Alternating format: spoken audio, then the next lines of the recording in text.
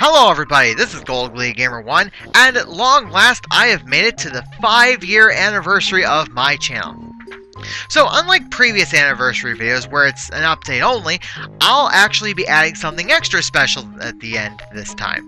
But first, an update that's going to change things for the future. So as you noticed, this past month I fell behind a few upload days. Part of the reason behind this was because I had a lot on my plate.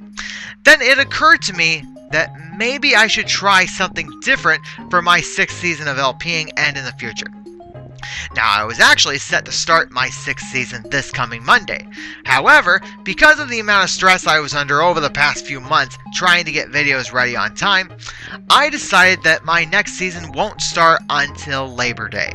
The reason for this hiatus is so I can take a much needed break and try not to worry about deadlines as much. Don't worry though, I will still be recording during this hiatus so I can be ready long before a scheduled video is set to go up. And I will be ending future seasons in late June, early July from now on. Usually by this point I would reveal the next few games I've got coming up. However, my next LP will be a much longer game than I'm used to. But I'm hoping it to be no more than 75 parts. Well, what game would that be?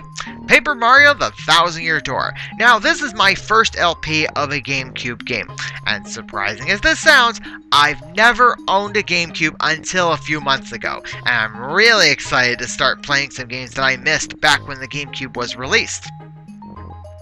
I also recently ordered an Elgato capture card for my Wii U. Now, it's not installed yet, but once it is, I'll be planning a few more Wii U games for the future. I was once asked if I would revisit Super Mario 3D World. Odds are, I just might, but even if I do, it wouldn't be till 2017.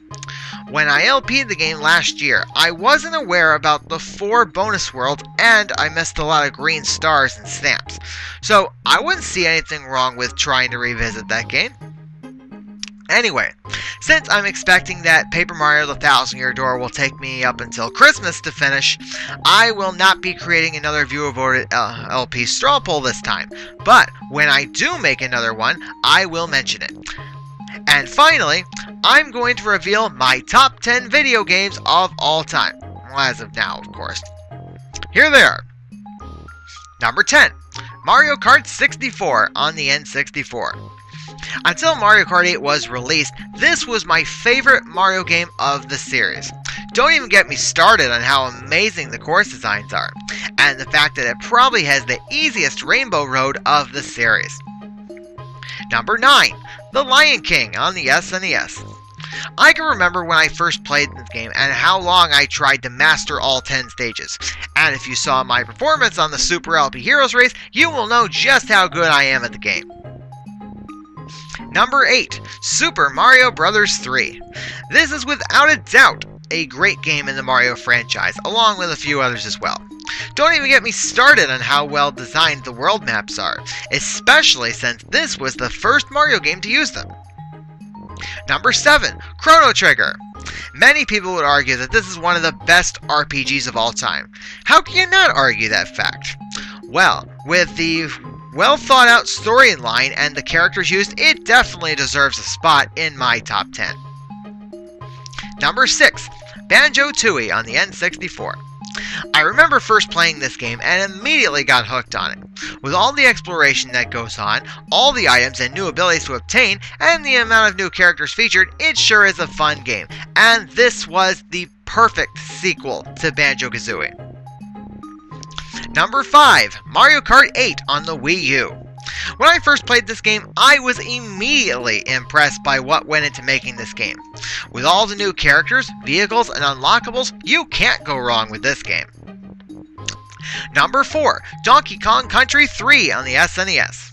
What put this game so high up on my list was the fact that this was the first game I ever raced, and the fact that it's one game played through enough to be able to blaze right through whenever playing. Number 3, Little Nemo the Dream Master. I remember playing this game for the first time when I was in grade school, and immediately got hooked on it. And even after I was able to play NES games for an emulator for the first time in 2013, I played this game at the earliest moment I could, and not long after that was my first time actually beating the game. Number 2, Kirby Superstar. Kirby is one of my favorite game franchises of all time. All the games in the Dream Collection are great in their own right, but this one was one that took the cake for me. With all the different copy abilities, helpers, sub-games, and level design, this game does not disappoint.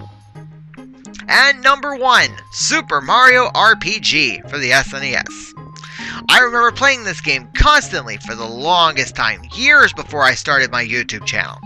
Over the years, I began to memorize many of the nooks and crannies of the game. I may not be a speedrunner, but it sure is one game I try to go through rather quickly. Okay, and that about does it. Hope you all enjoyed my 5-year anniversary special, and I will see you all on Labor Day for the first part of the Paper Mario: The 1000-Year Door Let's Play. Later, folks.